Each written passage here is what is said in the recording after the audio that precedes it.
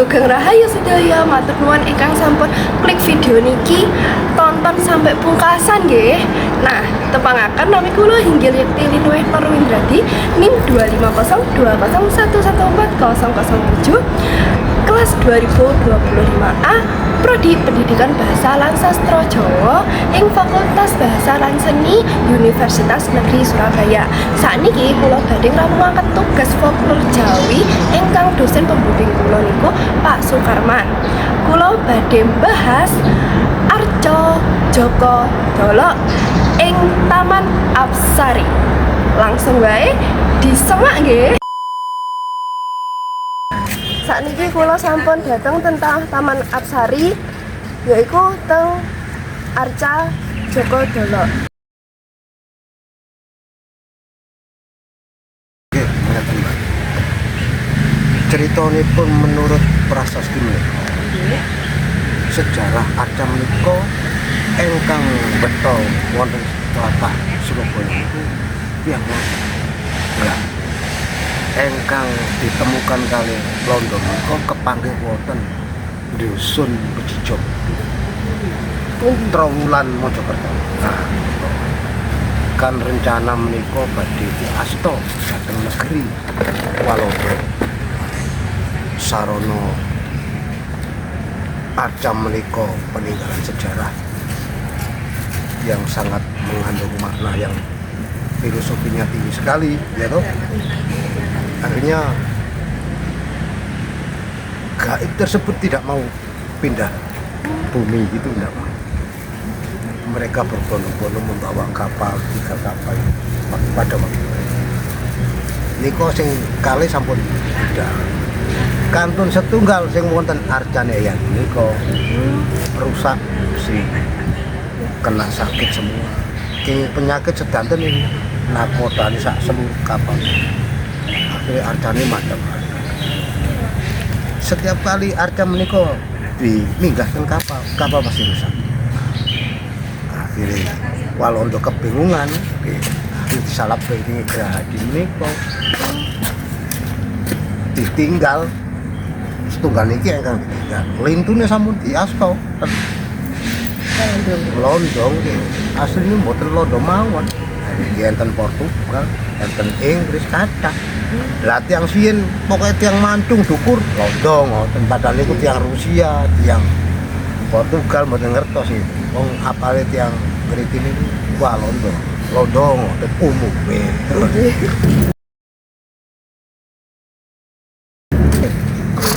Kalau wau niku tiyang Bali.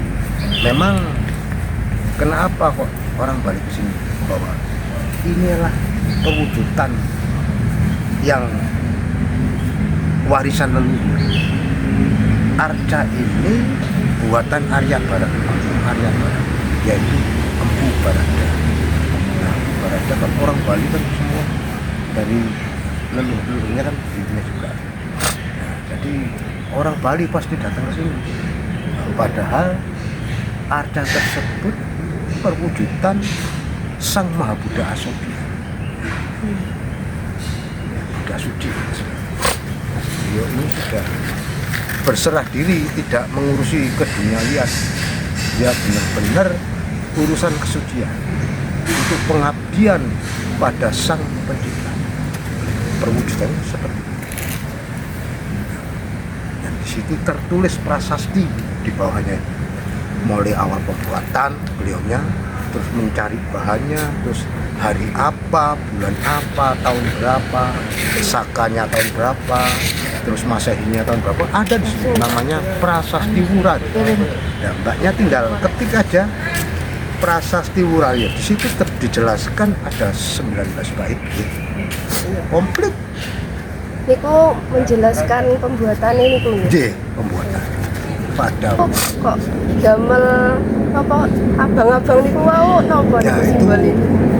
Itu istilahnya tanda untuk golongannya tersebut, golongan tersebut. Setiap golongan dari kayak umat Hindu umumnya kan kuning, putih. Ya. Kebetulan kok rombongan beliau dari Denpasar pakai merah. Itu mereka berarti menandakan bahwa ini satu satu golongan. Takutnya nanti kan jarak jauh dari Denpasar ke Surabaya kan, takutnya nanti berpencar nggak tahu, ada yang nggak pakai dikirain orang lain gitu, yang ditakutkan kan untuk pemersatu aja, untuk pertanda kelompoknya. Fungsine ke masyarakat sekitar nih apa Ya. dampaknya ke masyarakat sekitar? Perwujudan adat tersebut adalah filosofinya sebagai tanda perwujudan pemersatu bangsa Nusantara. Soalnya beliaunya ini pencetus pertama awal mempersatukan bangsa Nusantara, senusantara ini, yang akhirnya diteruskan sama menantunya Raden Wijaya yang diangkat menjadi Raja Majapahit. Beliau itu mantu, jadi anaknya beliaunya ini dinikahi sama Raden Wijaya untuk mendirikan kerajaan Wilwatita, ya Majapahit itu, untuk meneruskan pemersatu bangsa.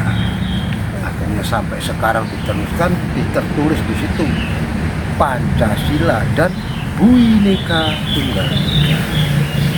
Arca tersebut ini sebagai contoh regenerasi anak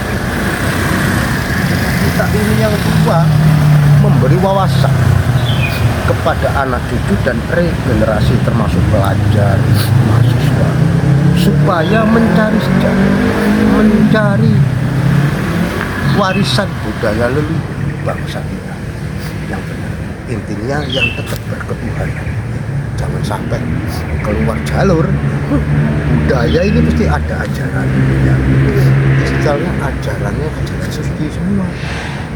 Bangsa kita ini kaya, agama banyak, kepercayaan banyak, ya toh? Iya, kurang apa kita? Banyak, tapi kok bisa jadi satu? Sedangkan bangsa lain tidak bisa. Hebat bangsa kita. Itulah, kok bisa ada ini leluhur kita membuat ini itu apa? Ya, otomatis kita kan bertanya-tanya. Akhirnya kita bertanya kepada yang lebih ngerti, yang lebih tua, sejarah beliau, ya toh? Apa ini kok hurufnya begini? Oh, ini hurufnya siapa? Akhirnya kita tahu, oh ini huruf kita. Ini huruf bahasa apa? Kita kan dulunya nggak tahu. Akhirnya ada yang menjelaskan, oh ini bahasa Sanskerta. Oh, ini dari sini. Huruf apa? Palawa, Sanskrit itu kan dari sini. Nah, dan bahwa leluhur kita ini dulu sudah ada peradaban.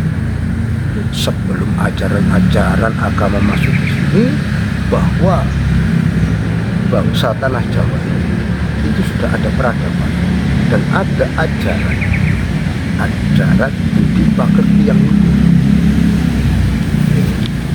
ajaran yang bermakna. Pelestarian ini ku kagem nopo generasi selanjutnya niku pripun? Ya, Langkai. kita tetap mengikuti aturan pemerintah.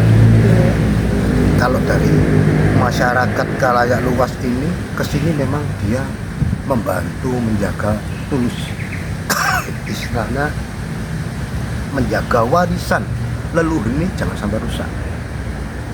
Nah, masyarakat ikut membantu.